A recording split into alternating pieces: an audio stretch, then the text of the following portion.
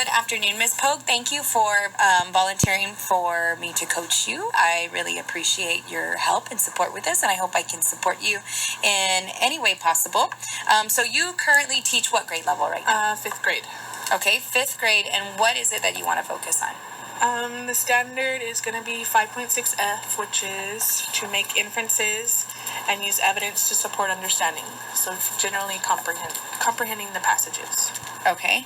And I think that's a great goal that you chose because being an IR campus, so I know you're well aware of that. So being an IR campus, F campus, our goal is literacy, to improve literacy across all content areas, but also within that discipline too. So our STAR scores were very low, our progress was very low. So that is a campus-wide focus of big literacy initiative. So I'm glad that you picked that. I think it aligns well to what we're doing as a campus.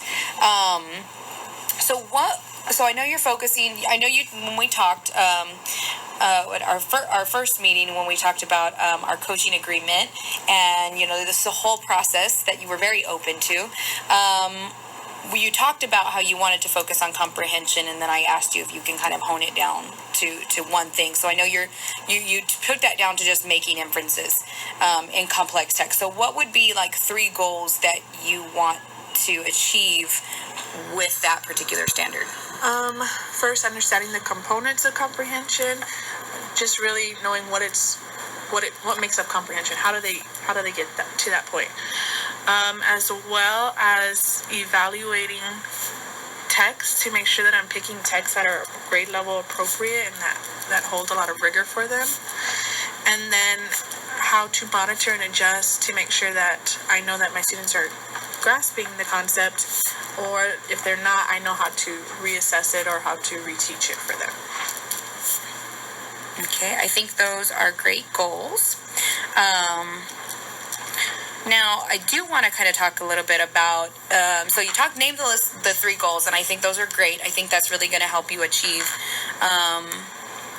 your goal in really getting the kids to make inferences, because if you understand what makes up comprehension, what makes up complex text, then you're going to help the kids to understand that. So let's just take goal by goal. So components of comprehension, what would be your rationale for that? And that basically what I'm asking is like the importance and impact of that. How is that going to help you achieve this standard with your kids? Well, if I understand what comprehension is made of, then I can really implement that in the classroom and make sure that the students are grasping that as well. Okay.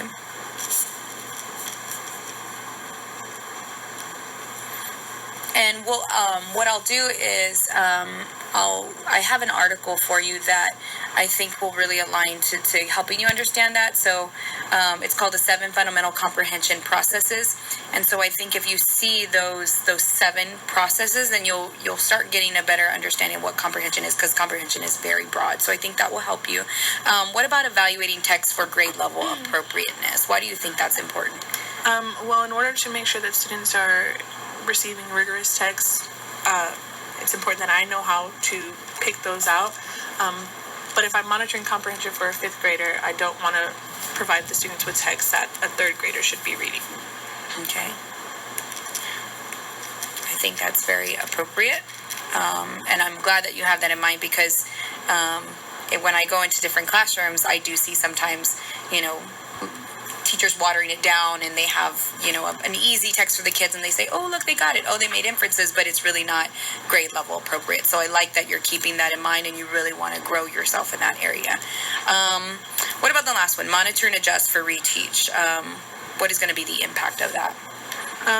Not only is it holding the students accountable to that they're being assessed on that, but for me as a teacher, if I see that more than 50% of my kids are not understanding a concept, then I need to be able to adjust the lessons to make sure that they are seeing it in different ways and that they are grasping it at some point. Very good. You sound like a wonderful teacher. Okay. So let's look at some activities that we're going to do, because I think you have a good focus. And actually, too, I just want to point out that the standard you chose aligns well to your 9-week assessment data, which was at, let me take a look, it was at about 39%. of your kids understood that concept. So I think it's a great focus area for us to look at, and it's also going to be a great focus area for us to see if, we're making gains in that standard. So I think that's a good one that you picked.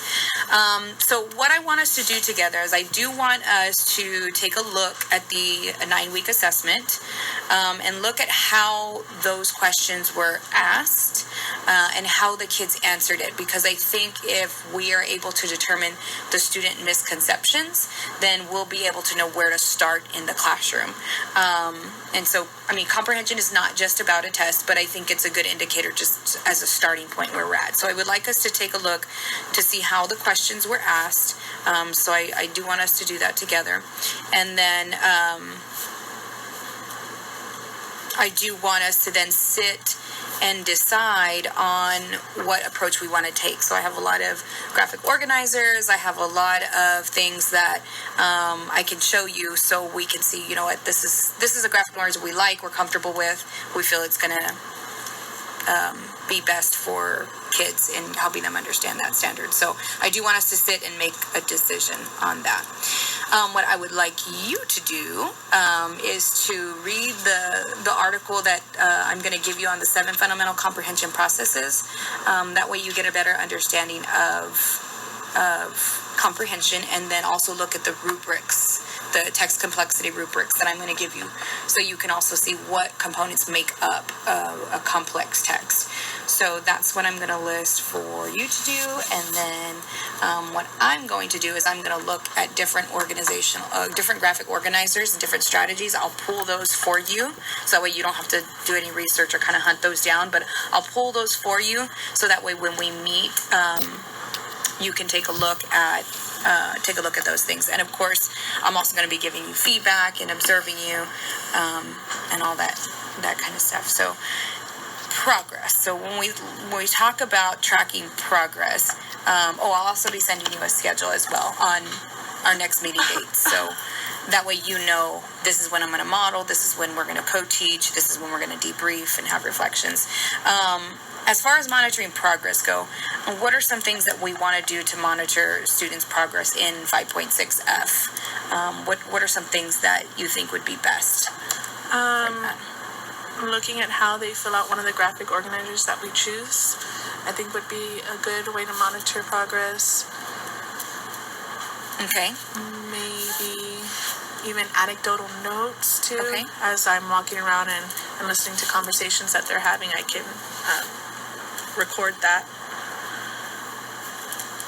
Okay.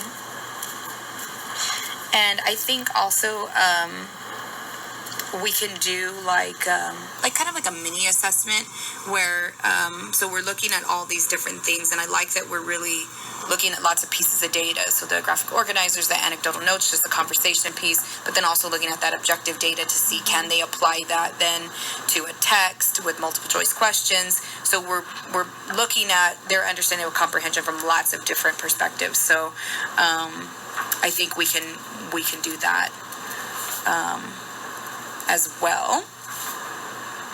Anything else that you feel we could use to track progress, or anything else we feel that you need in order to meet that standard, or do you feel like we have kind of a good plan? What are your thoughts? I think that sounds good for now, and then we can adjust if need be. Okay, yeah, that sounds good. I agree.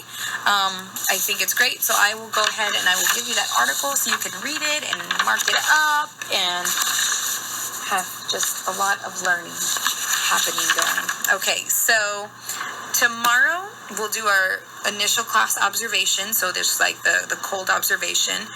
We'll do that at 8:30. And so I'll record you teaching that lesson, and then we'll debrief on Friday. So you'll go through, you'll do some timestamps, you'll reflect on different pieces of the lesson, kind of give yourself some feedback and your thoughts, and then I'll also go and put some timestamps on the video and give you some feedback as well. So that way you can see if what I'm seeing and what you're seeing are lining up. And then from there, we'll talk about what are some of the strategies we want to do. I think you're doing a close reading tomorrow, right? In your class? Yes, it'll be the first one. Okay, the first one. Okay, great. So we can look to say, did we like this close reading strategy? Do we feel like we need to look at some other things? Do we want to refine the close reading that you do? So we'll have all those conversations after we do that initial observation, and then whatever we decide, then I'll model that in your classroom, and then we can co-teach from there. Okay? Any questions? Do you have any questions? No, I think I'm good. Okay. Thank you, Miss Pogue. I look forward to seeing your lesson tomorrow.